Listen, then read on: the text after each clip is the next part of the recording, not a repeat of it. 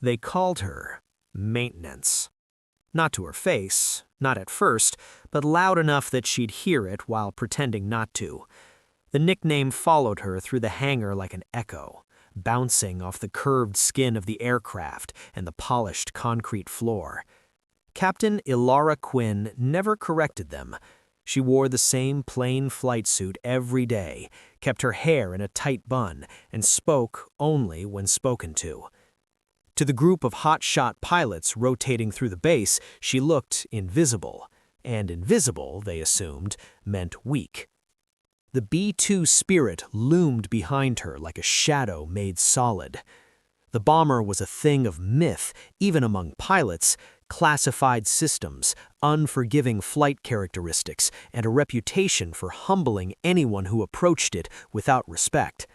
Only a handful of aircrew were certified to fly it, and fewer still truly understood it. Ilara had spent years learning every inch of its skin, every line of code humming beneath the matte black surface. She treated it the way one treats something alive. The bullies arrived with laughter and confidence, sharpened by ego. They were transfer pilots from fighters, fast, loud, and used to being admired. One of them, Major Trent Halverson, leaned against a tool cart and watched Ilara run diagnostics. "You sure that thing even flies anymore?" he joked. "Looks like a flying bat." Another laughed. "Careful, Quinn, don't scratch the paint. This bird costs more than your career." She didn't respond. She finished her checks, closed her tablet, and stepped back as the Spirit's surface drank in the light. The men mistook her silence for submission. They always did. Word spread quickly that command had authorized a familiarization flight. The pilots assumed it was for them. Halverson bragged openly in the briefing room. "Finally, let's see if this ghost lives up to the hype." He glanced at Ilara sitting quietly at the edge of the table. "You tagging along to watch or what?" The room chuckled. The commander entered without ceremony and dropped a folder on the table. "Flight crew is assigned," he said.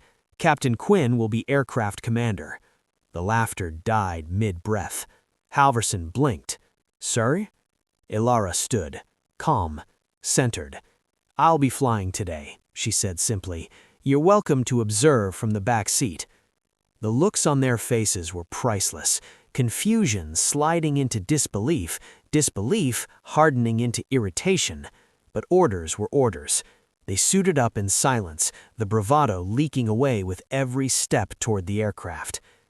The cockpit of the B-2 was nothing like a fighter's. It was quiet, vast, intimate.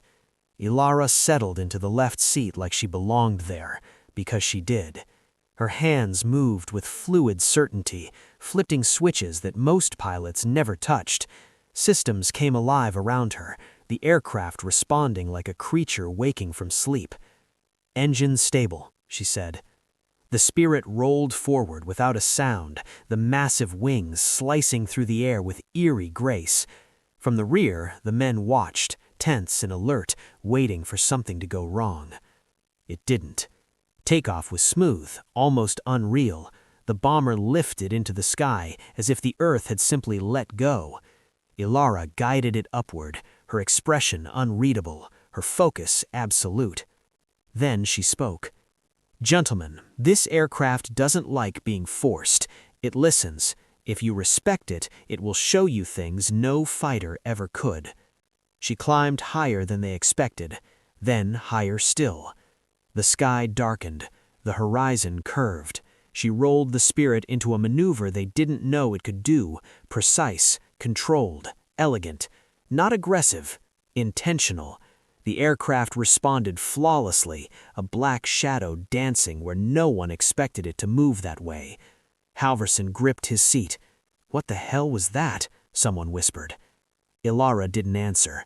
She brought the bomber into a silent glide, engines barely audible, the world below unaware of the presence above it. Radar screens remained empty. The most advanced detection systems on Earth couldn't see them. "This," she said quietly, "is what invisibility feels like." They flew deeper, longer, farther than any of them had imagined.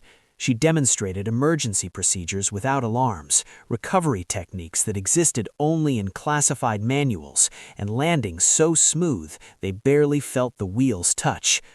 When they finally shut down, no one spoke. On the tarmac, Halverson removed his helmet slowly.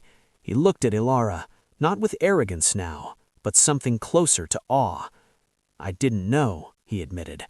She met his gaze, unbothered. "You didn't ask." From that day on, the nickname disappeared. So did the laughter. Pilots stopped leaning on carts when she passed. They watched instead, listened, learned. The B-2 spirit remained what it had always been, a ghost in the sky. But now they understood something else. True power doesn't announce itself. Sometimes it waits patiently, quiet, humble, underestimated, until the moment comes to fly. And when it does, no one ever forgets the lesson.